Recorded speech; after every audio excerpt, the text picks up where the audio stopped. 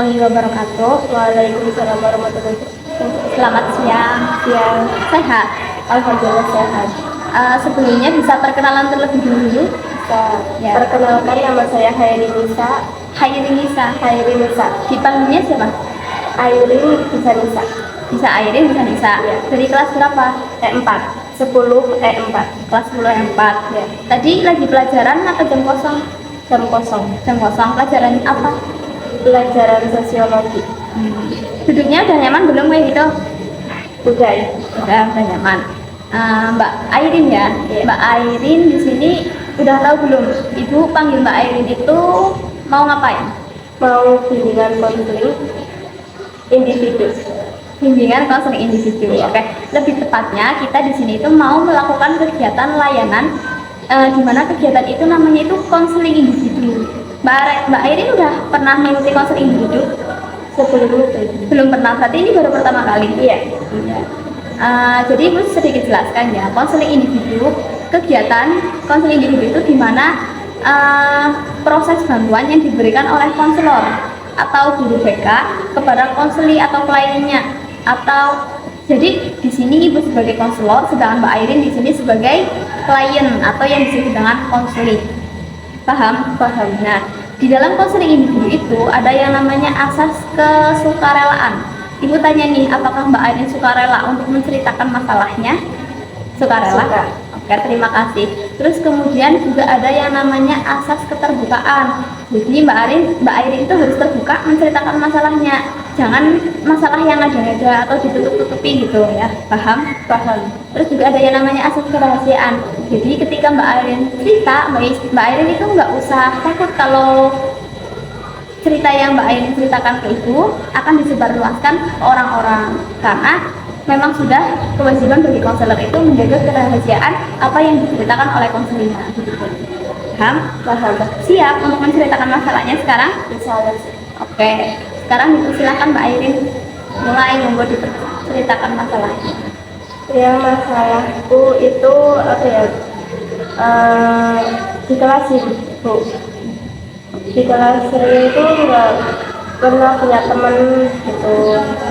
Terus kalau mau temenin itu susah, kadang susah sama teman kelasnya. Lebih enakan ke teman itu sih, kelas Kelas yang lain. gitu. Kalau di kelas itu kalau mau berteman itu susah karena gimana ya, nggak enakan. Nggak enakan? Iya, Yang nggak enakan siapa? aku Nggak enakan ke teman. nggak enakan ke temen. Jadi kalau mau temen itu susah. Lah, temennya di kelas emang jahat, maksudnya bukan jahat, temennya yang di kelas itu menyikapi Mbak Airin itu gimana? Ya gimana ya, kayak sebagian ada yang baik, sebenarnya ada yang begitulah Mbak. Ini nggak apa-apa, Mbak aja nggak apa-apa kalau memang kepenaknya Mbak aja nggak apa-apa.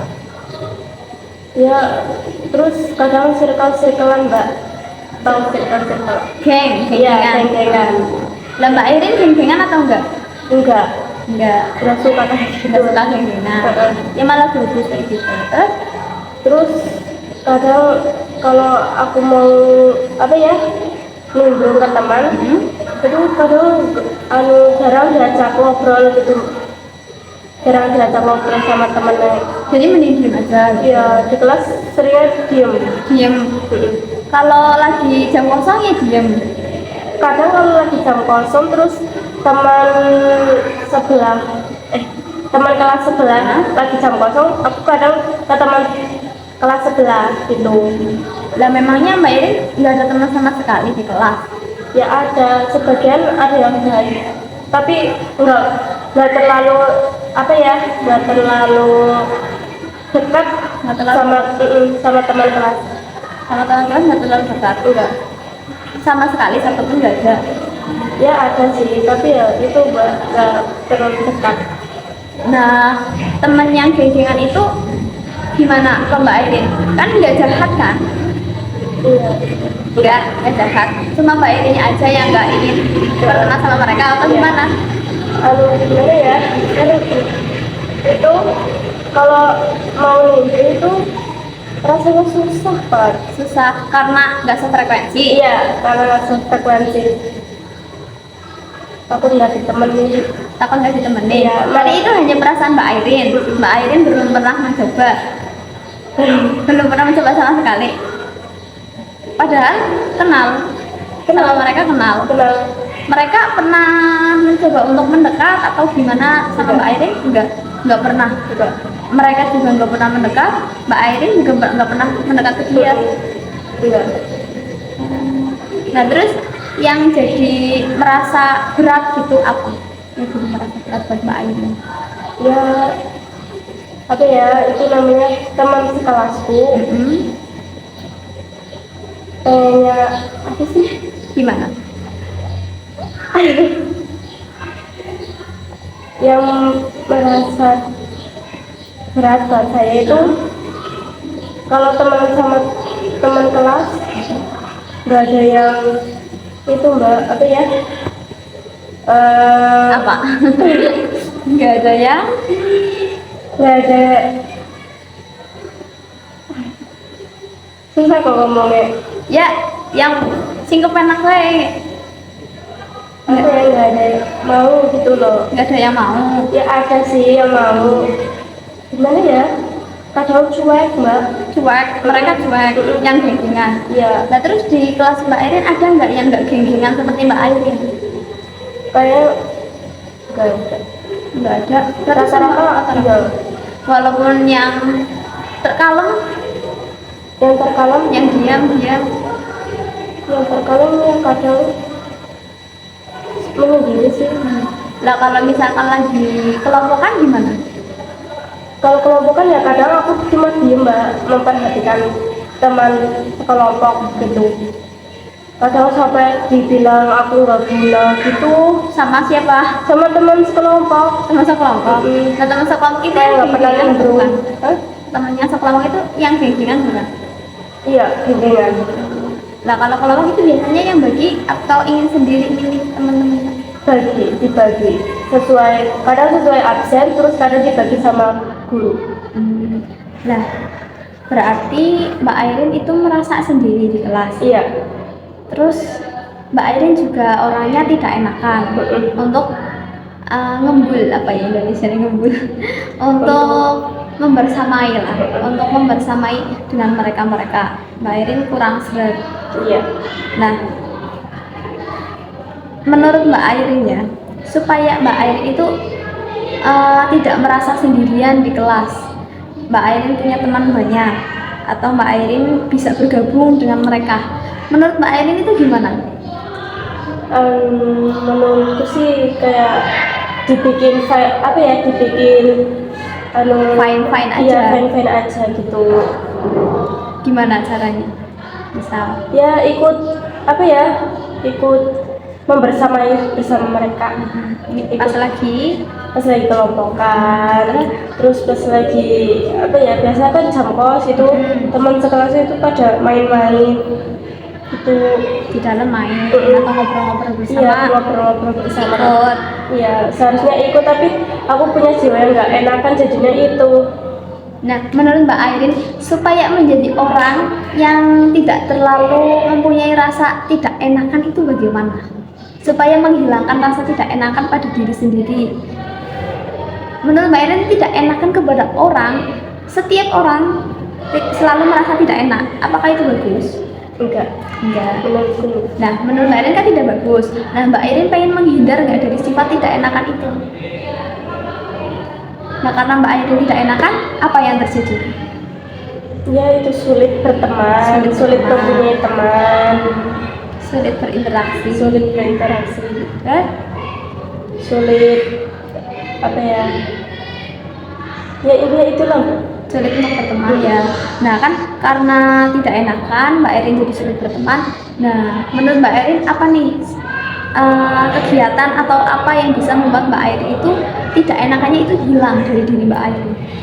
Apa yang harus Mbak Airin lakukan?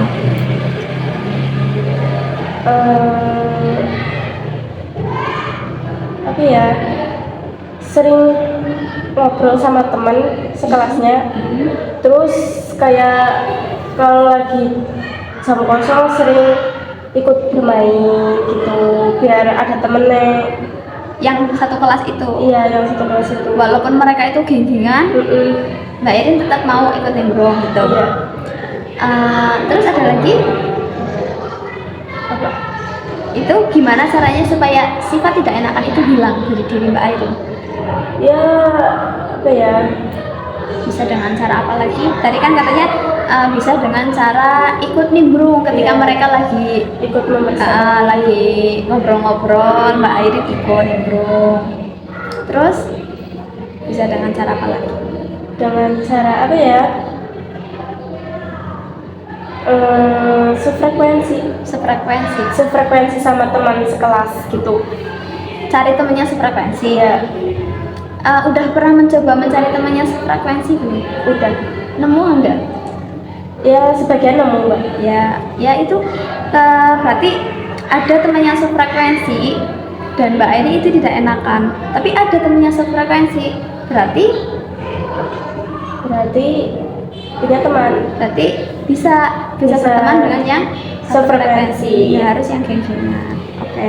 Mbak Airin tadi kan bilang katanya Mbak Airin ingin mencoba menghilangkan rasa tidak enakan yang ada pada diri Mbak Airin dengan cara ikut nimbrung dengan teman-teman ketika lagi ngobrol bersama atau lagi jam kos, mereka lagi kumpul-kumpul, Mbak Airin ikut nimbrung. Mbak Airin akan mencoba itu? Beneran akan mencoba? Akan mencoba. Iya, akan mencoba ya. Oke, semoga berusaha. Semoga ketika Mbak Airin berusaha mencoba untuk membersamai mereka ketika mereka lagi bersama supaya rasa tidak enakan Mbak Airin hilang, semoga berhasil ya. Oke, kan tadi Mbak Airin sudah menceritakan masalahnya dan Mbak Airin juga ternyata menemukan solusinya sendiri dan Mbak Airin udah menjelaskan solusinya bagaimana. Berarti PR-nya Mbak Airin itu tinggal menjalankan solusi yang Mbak Airin sebutkan tadi. Paham nggak? Paham. Berarti sekarang setelah ini Mbak Airin harus bagaimana? Harus ikut membersamai teman sekelas. Kalau pas lagi ngobrol terus lagi bermain sama teman kelas, hilangkan sifat gak enakan. Semoga berhasil ya. Amin. Oke. Sekarang Ibu tanya nih, perasaan Mbak Airin gimana setelah Mbak Airin menceritakan semuanya dan ternyata Mbak Airin sudah menemukan solusinya sendiri? Lega. Alhamdulillah ya lega. Ibu harap semoga Mbak Airin mempraktekkan menjalankan apa yang Mbak Airin bilang tadi, yang Mbak Airin ucap tadi, dan semoga semuanya berhasil. Oke? Supaya mempunyai banyak teman. Karena ketika kita belum mencoba, maka kita nggak akan tahu hasilnya. Oke? Coba dulu. Sudah? Ada yang mau diceritakan lagi? Kayaknya insya Allah enggak. Udah cukup sampai sini. Oke, terima kasih Mbak Airin sudah menceritakan masalahnya. Semoga masalahnya bisa terselesaikan ya. Cukup sekian dari Ibu. Terima kasih juga buat Mbak Airin. Banyak kesalahan, mohon maaf. Wassalamualaikum warahmatullahi wabarakatuh. Waalaikumsalam warahmatullahi wabarakatuh.